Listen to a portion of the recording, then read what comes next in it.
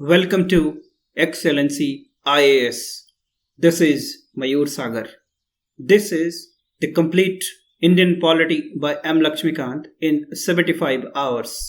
इस प्रोग्राम के थ्रू हम लोग कोशिश कर रहे हैं कि इंडियन पॉलिटी 75 आवर्स में कंप्लीट करने की।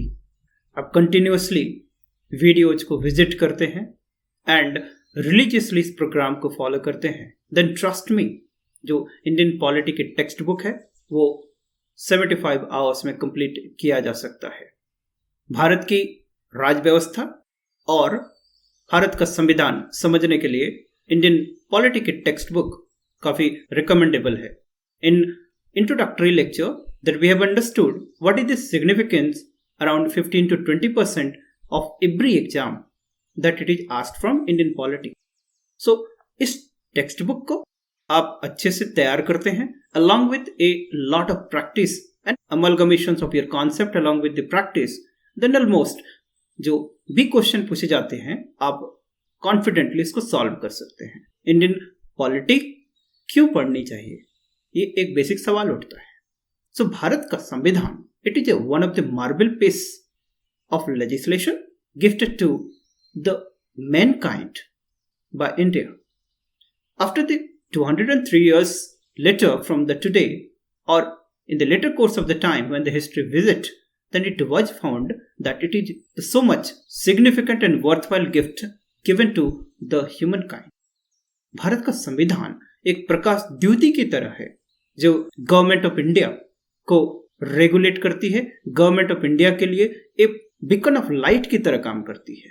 भारत सरकार भारत के संविधान से चलता है, तो भारत का संविधान जो कॉन्स्टिट्यूशन ऑफ इंडिया है दैट क्यों पढ़नी चाहिए।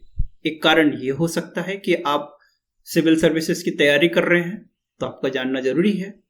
साथ ही साथ भारत के संविधान को इसलिए भी पढ़ना चाहिए क्योंकि Indian constitution incorporates such values, such principles, such framework, such administrative system that which are important for the overall development of the humankind to a human being, which is important for the checks and balance to the administrative system that is government of India, which is important to establish a minimum harmony, coordinations and spirit corps between the citizen and the society and establishes a symbiotic relationship between the state and the citizen.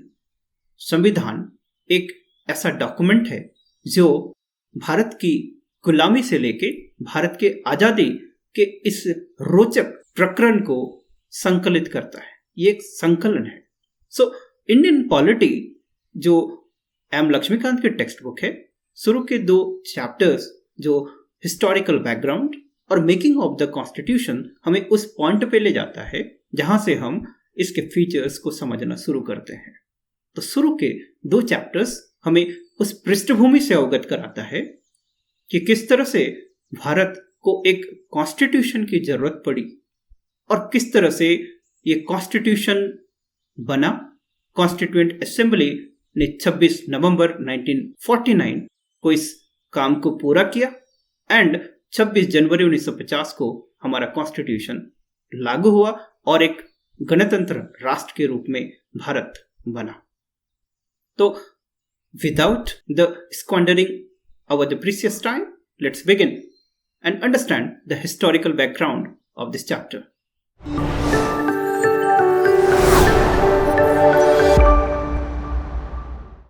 The historical background को पढ़ने के लिए इस text book में उसको 2 part में divide किया गया है।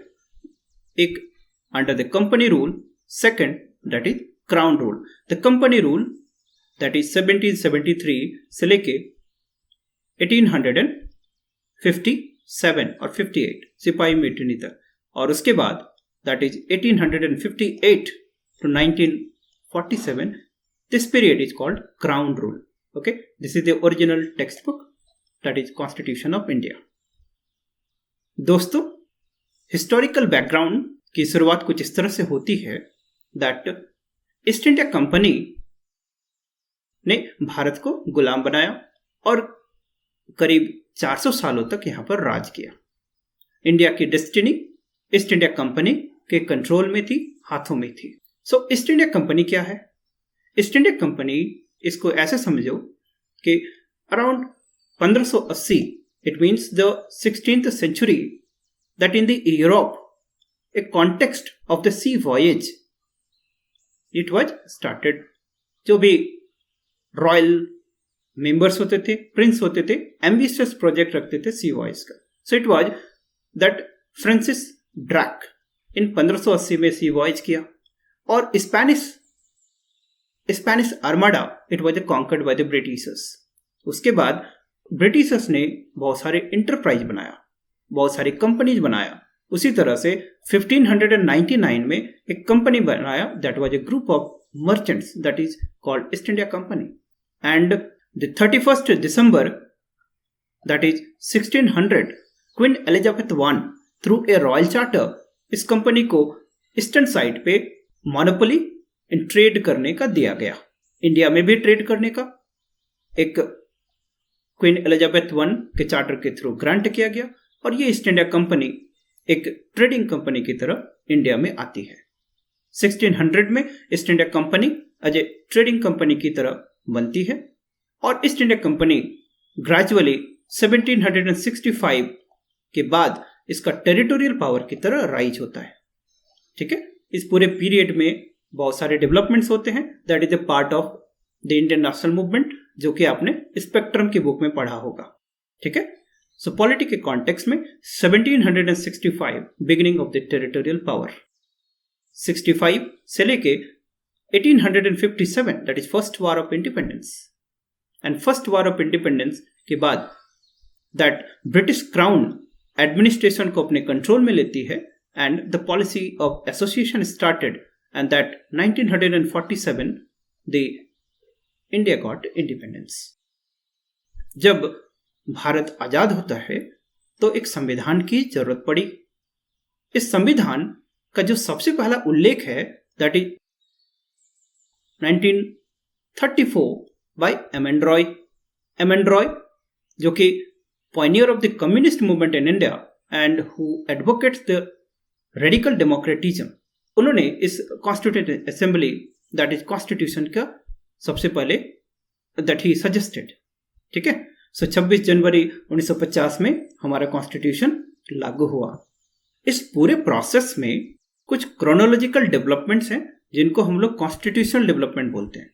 तो जब आप इस चैप्टर को पढ़ें तो आप इसको इस तरह से पढ़ो, that the 1773, that is regulating act to 1833, this is the period of centralization.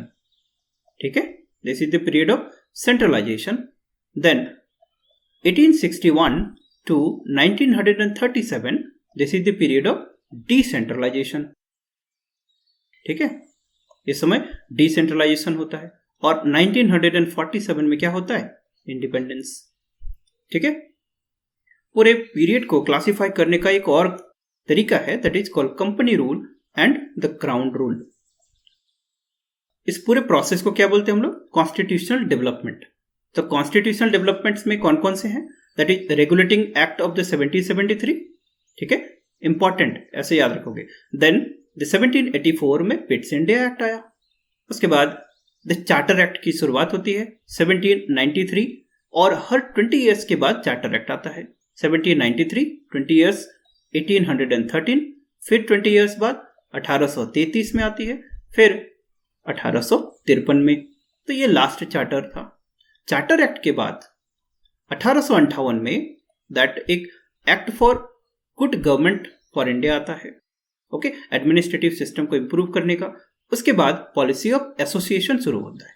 So policy of association में 3 एक्ट्स हैं जिनको काउंसिल एक्ट्स बोलते हैं. क्या क्या? 1861, देन 1892, देन 1909. इनको पॉलिसी ऑफ एसोसिएशन का पार्ट बोला जाता है. ठीक है, उसके बाद 2 एक्ट है, that is called government of India act 1919 और government of India act 1935, and last Indian independence act 1947. तो इस पूरे प्रोसेस को कॉन्स्टिट्यूशनल डेवलपमेंट बोलते हैं. इसको याद रखेंगे. इसमें से कुछ स्पेसिफिक नाम है, लाइक दैट इज 1909 इसको क्या बोलते हैं हम लोग, मोर्ले मिंटो रिफॉर्म्स, ठीक है। और 1919 इस एक्ट को बोलते हैं हम लोग मॉन्टफोर्ड रिफॉर्म, याद रहेगा। 1909 वाले एक्ट को क्या बोलते हैं, मोर्ले मिंटो रिफॉर्म, एंड 1919 के एक्ट को क्या बोलते हैं, मॉन्टफोर्ड रिफॉर्म, ठीक है। सो सबसे पहला act that is regulating act 1773। इसके पहले कुछ हिस्टोरिकल डेवलपमेंट है और काफी रोचक कहानी है, उसको पहले सुनते हैं, पहले समझते हैं। रेगुलेटिंग एक्ट की जरूरत क्यों पड़ी, ठीक है, इसको ऐसे समझते हैं। एक कहानी है 1765 जब ईस्ट इंडिया कंपनी को दीवानी राइट्स मिला। दीवानी राइट्स का क्या मीनिंग होता है, तो दीवानी राइट्स का मतलब होता है सिविल जस्टिस और रेवेन्यू कलेक्शंस में राइट ईस्ट इंडिया कंपनी को दिया गया। सो 1775 बैटल ऑफ बक्सर के बाद, बैटल ऑफ बक्सर कब हुआ था, 1764 में, ठीक है। After the battle of Buxar 1765 में Diwani rights were given to East India Company, जिसमें सिविल जस्टिस और रेवेन्यू राइट्स दिया जाता है बंगाल, बिहार और उड़ीसा का। 1765 में Lord Clive that he become the governor of Bengal, और 1765 से लेके 1772 अराउंड द 7 years बंगाल में सिस्टम चला that is called dual government, ठीक है। What is this dual government, dual government में यह था कि जो ईस्ट इंडिया कंपनी है उनके पास फुल अथॉरिटी है लेकिन कोई रेस्पॉन्सिबिलिटी नहीं है, लेकिन जो लोकल रूलर्स थे उनके पास कंप्लीट रेस्पॉन्सिबिलिटी है और अथॉरिटी उनको कुछ भी नहीं है। मतलब ऐसे समझो कि रेवेन्यू राइट्स ब्रिटिशर्स के पास है, सब सारे पैसे कलेक्ट करना, रेंट कलेक्ट करना, सिविल जस्टिस का राइट ब्रिटिशर्स के पास है, मतलब आर्बिट्ररी किसी को भी पनिश करना है, वो सारे पावर किसके पास है, ब्रिटिशर्स के पास। और रिस्पॉन्सिबिलिटी मतलब जो भी डेवलपमेंटल वर्क्स हो, कंस्ट्रक्शन है, हेल्थ, एजुकेशन, इंफ्रास्ट्रक्चर, सब लोकल रूलर्स करेगा, लेकिन लोकल रूलर्स के पास अथॉरिटी नहीं है, रेंट कलेक्ट का पावर नहीं है, मतलब पैसा नहीं है और काम करो, इनके पास पैसा है और कुछ भी काम मत करो। इस तरह का जो सिस्टम था इसी को क्या बोलते थे, ड्यूअल गवर्नमेंट सिस्टम। अब इस ड्यूअल गवर्नमेंट सिस्टम का क्या रिजल्ट हुआ होगा, इस सिस्टम के थ्रू जो भी सर्वेंट्स ऑफ द कंपनी थे वो बहुत ही सब रिच होते चले गए। क्यों, क्योंकि वो प्राइवेट ट्रेडिंग के थ्रू अपना प्रॉफिट बनाने लगे, ठीक है, ब्राइब्स लेने लगे, और इस तरह से वो कंपनी के अफेयर्स को साइडलाइन करते चले गए। कंपनी के जो अफेयर्स तो उसमें मिसमैनेजमेंट होते चला गया और इवन कंपनी बैंकरप्सी के कगार पे आ गया। तो कंपनी बैंकरप्ट होते चला गया और उसके जो सर्वेंट्स थे वो कैसे होते चले गए, प्रॉस्पेरस होते चले गए। तब इंग्लैंड में it was the British crown. So British crown decided to reform the East India Company, decided to bring the affairs of East India Company under its control। तो उसके कंट्रोल में जब तक नहीं लाएंगे उन चीजों को ठीक कैसे करेंगे। तो इस पूरे प्रोसेस को ही हम लोग अभी सिक्वेंशियल डेवलपमेंट में देखेंगे कि regulating act is the first step towards bringing the affairs of the company under the control of the British crown, ठीक है। सो बैंकरप्सी, करप्शन के चलते ये इंटरवेंशन था और ये intervention gradually east India company के ऊपर में बोर्ड ऑफ कंट्रोल और कोर्ट ऑफ डायरेक्टर्स, उसकी गवर्निंग बॉडी का कंट्रोल कम करेगा और ब्रिटिश क्राउन उसको अपने कंट्रोल में लेके आ गया। So let us see the regulating act. So regulating act 1773, it is the first step towards the British government to control regulate, ठीक है। किस तरह से कंट्रोल करना है। So East India company merely कैसी कंपनी थी, एक एंटरप्राइज था, एक कंपनी था और एक ट्रेडिंग कंपनी था। लेकिन दीवानी राइट्स मिलने के बाद ये एक टेरिटोरियल पावर की तरह राइज होता है। ये एक टेरिटोरियल पावर है, ये सिर्फ एक प्रॉफिट मेकिंग कंपनी नहीं है, ये एक पावर है। सो जो पावर है उस कंपनी के पॉलिटिकल अफेयर्स होते हैं, उस कंपनी के एडमिनिस्ट्रेटिव अफेयर्स होते हैं, ठीक है, सिर्फ कॉमर्शियल फंक्शंस नहीं होता है उस एंटिटी का। So East India Company is more than a enterprise, ठीक है। तो इसको पहली बार रिकॉग्नाइज किया गया कि कंपनी के पॉलिटिकल अफेयर्स और एडमिनिस्ट्रेटिव अफेयर्स को अलग अलग रिकॉग्नाइज किया गया, ठीक है। जो इसकी गवर्निंग बॉडी थी ईस्ट इंडिया कंपनी की, that is your court of directors. Court of directors about all these matters like the revenue matters, like military matters, सारे matters में अब directly ब्रिटिश गवर्नमेंट को वो रिपोर्ट करेंगे. ठीक है. सो ये ऑब्जेक्टिव था रेगुलेटिंग एक्ट का.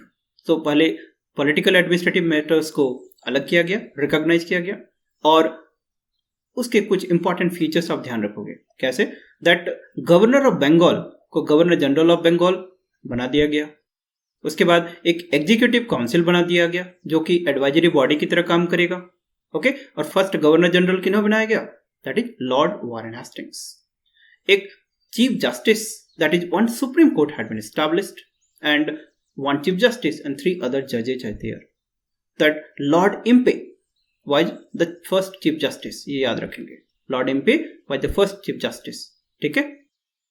सर्वेंट्स ऑफ द कंपनी को ब्राइब से, प्राइवेट ट्रेड से उनको बैन किया गया. ओके. और इस तरह से ब्रिटिशर्स ने एक अपना कंट्रोल स्टैब्लिश किया. तो रेगुलेटिंग एक्ट को आप ध्यान रखेंगे तो क्या क्या पॉइंट याद रखना है? First, the governor of Bengal को गवर्नर जनरल ऑफ बंगाल बना दिया गया. It was Warren Hastings. Then private trade से बैन किया गया. Then establishment of the supreme court. Okay. But regulating act के बाद क्या प्रॉब्लम हुआ? Let's see. One governor general, एक सुप्रीम कोर्ट. जो इनका एरिया ऑफ जुरिस्डिक्शन था वो ओवरलैपिंग था, जिसके चलते इन दोनों के बीच में एक म्यूचुअल अंडरस्टैंडिंग नहीं हुआ, एक कॉन्फ्लिक्ट का इन्वायरमेंट था. सो इसी डिफेक्ट को ठीक करने के लिए नेक्स्ट पीस ऑफ लेजिस्लेशन लाया गया. That is the Act of Settlement, the 1781. This is called Act of Settlement, that is 1781. इस Act of Settlement के थ्रू क्या था? That Supreme Court और गवर्नर जनरल्स के बीच में अलग अलग डोमेन डिवाइड कर दिया गया. जो भी सर्वेंट्स ऑफ द कंपनी होंगे उनके ऊपर सुप्रीम कोर्ट का जुरिस्डिक्शन अप्लाई नहीं होगा. ठीक है. अदरवाइज सुप्रीम कोर्ट का जुरिस्डिक्शन एंटायर कैलकाटा पे होगा. This is called act of settlement. ठीक है. 2 पॉइंट्स आप याद रखेंगे. नेक्स्ट जो piece of legislation that is called Pitt's India act 1784. Pitt's India act में क्या क्या इंपॉर्टेंट फंक्शंस है आप ध्यान रखेंगे. दैट ईस्ट इंडिया कंपनी, अब ईस्ट इंडिया कंपनी के पॉलिटिकल और एडमिनिस्ट्रेटिव अफेयर्स को अलग किया गया. नाउ इस पॉलिटिकल और कॉमर्शियल जो फंक्शंस थे उनके लिए तो बॉडी बना गया. दैट पॉलिटिकल अफेयर्स के लिए एक बोर्ड ऑफ कंट्रोल होगा और कॉमर्शियल अफेयर्स के लिए जो उसकी गवर्निंग बॉडी है that is court of directors. So it distinguish between the commercial and the political functions. Court of directors जो होगा वो कॉमर्शियल फंक्शंस को मैनेज करेगा एंड बोर्ड ऑफ कंट्रोल जो उसके पॉलिटिकल अफेयर्स को मैनेज करेगा. ये बोर्ड ऑफ कंट्रोल क्या था?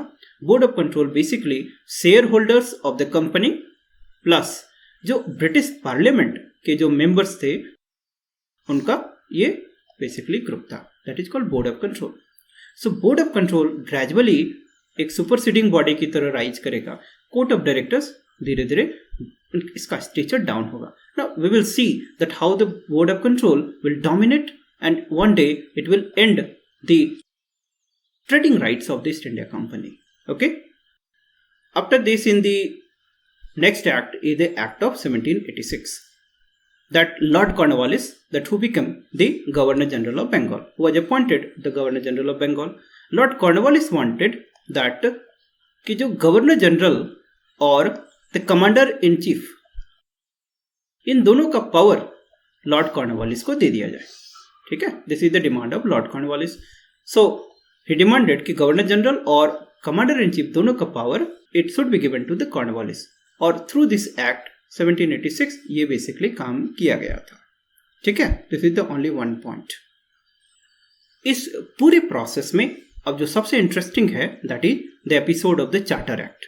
सो चार्टर एक्ट दैट इज 1793 से बिगिन होता है. चार्टर एक्ट में 2 पॉइंट याद रखना. That it is the act to renew the lease, मतलब हर 20 ईयर्स के लिए ट्रेडिंग राइट्स को ये रिन्यू करता था. सेकेंड, द चार्टर एक्ट किस तरह से द बोर्ड ऑफ कंट्रोल का कंप्लीट डोमिनेंट एस्टैब्लिश करता है and how that centralisation process should be establish through the charter act. Charter act 1793 it is the first charter act.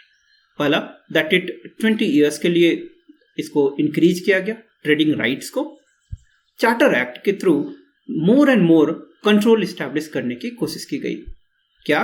That let us see. It extended the trade monopoly of the company in India for the another period of the 20 years. Okay, it provided that Commander-in-Chief was to be member of the Governor-General's Council. It laid down the members of the Board of Control and their staff were henceforth paid out of the Indian revenues. So इस तरह से charter act के कुछ important points हैं. Next जो charter act that is called charter act of 1813. Okay, the charter act 1813 में 2-3 points याद रखेंगे. पहला, द ट्रेड इन टी और ट्रेड इन चाइना. ठीक है, इसको कंटिन्यू रहेगा. Second, that the East India company का जो ट्रेडिंग राइट्स है वो मोनोपोली व ट्रेडिंग राइट्स वो खत्म होगा और नेक्स्ट 20 ईयर्स तक के लिए इसके लीज रिन्यू किए जाते हैं.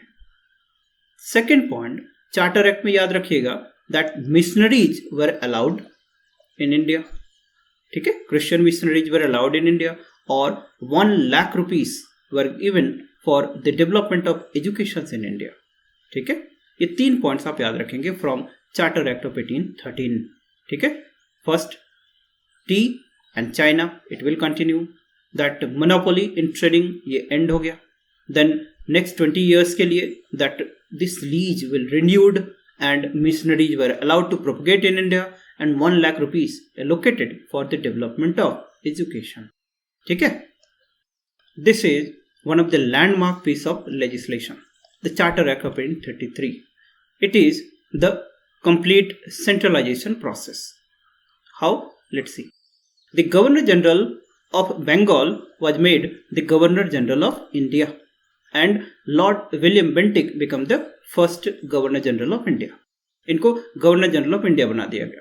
सो इस तरह से आप देखो that this is your Bengal. Okay, Bombay and Madras. So governor general of Bengal इसको गवर्नर जनरल ऑफ इंडिया बना दिया गया और 3 गवर्नर्स हैं, एक बॉम्बे, एक बंगाल, बॉम्बे और मद्रास में. इस तरह से 4 पोस्ट क्रिएट किए गए. 1, it is the Governor General of India and 3, the Governor Generals. ठीक है, so Governor General of India have the complete authority over that India. पूरे इंडिया के ऊपर में उनका कंट्रोल होगा.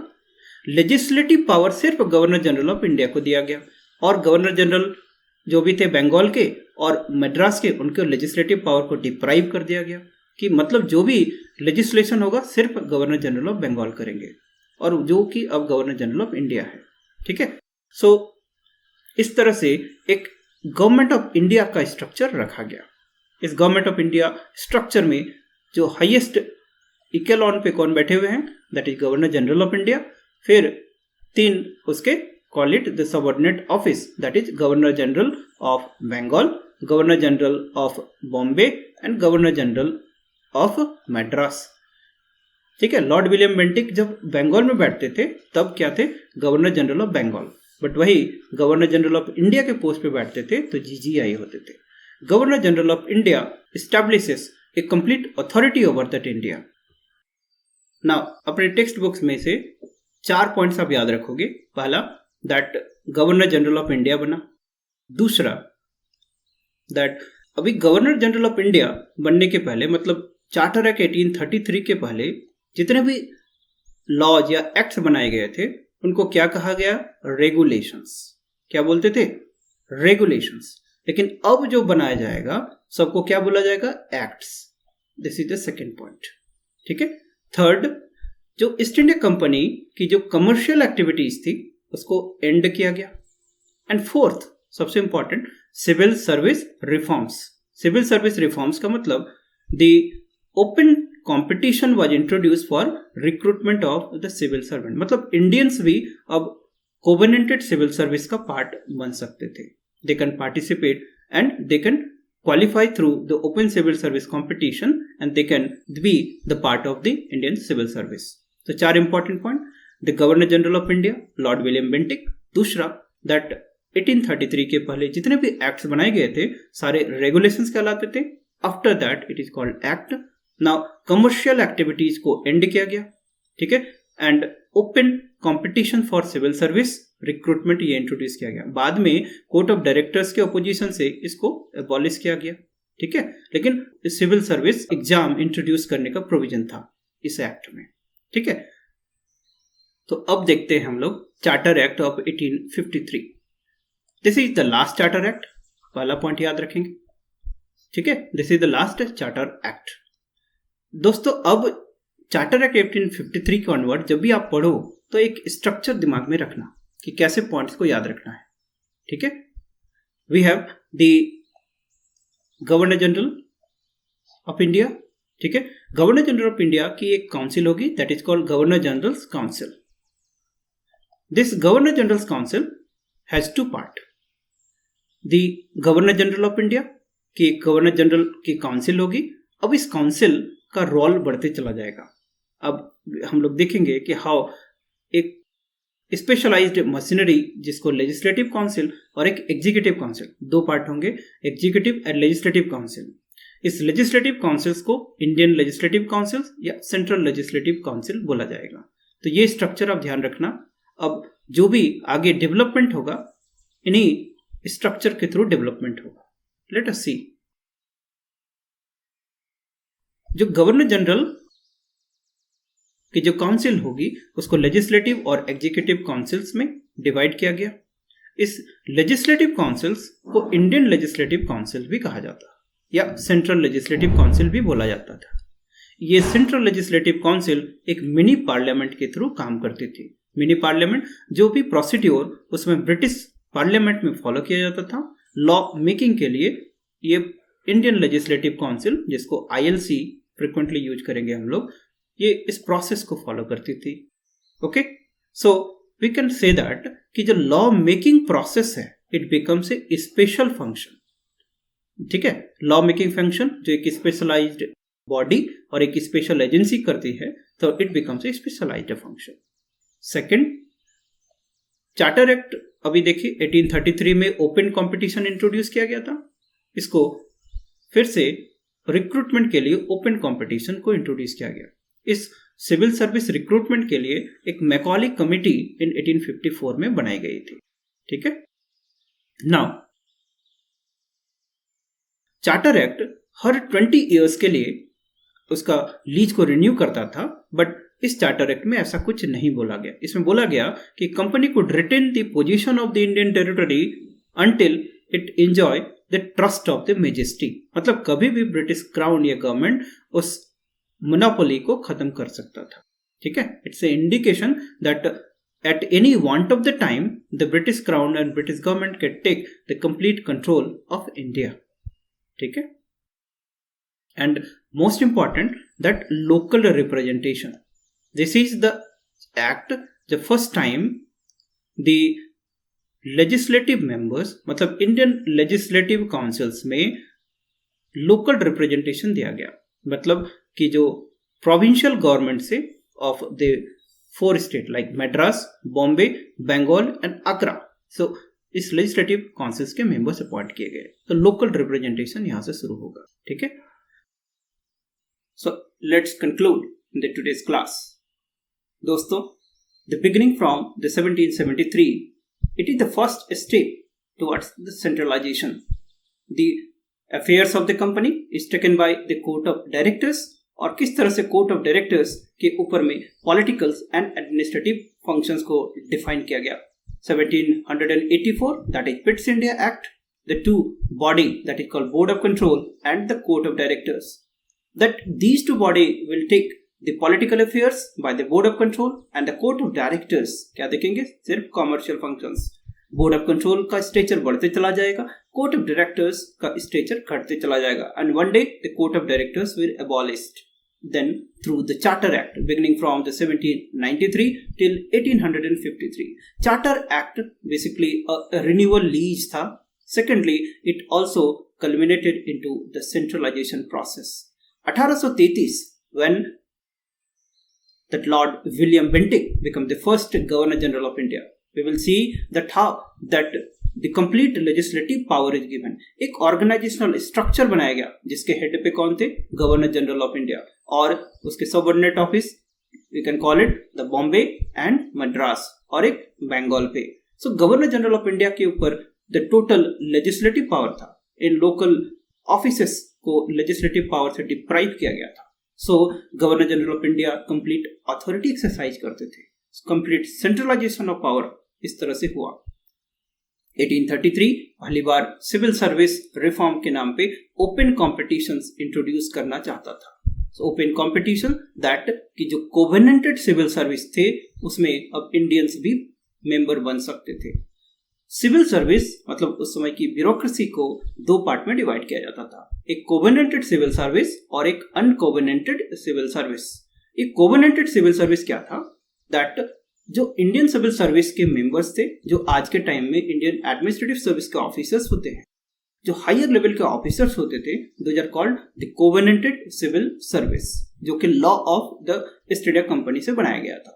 और जो लोअर रैंक्स के ऑफिसर्स होते थे उनको अनकोवेनेंटेड सिविल सर्विस बोला जाता था। So the covenanted civil service में इंडियंस को इंट्रोड्यूस करने के लिए ओपन कॉम्पिटिशन सिस्टम को लाया गया था।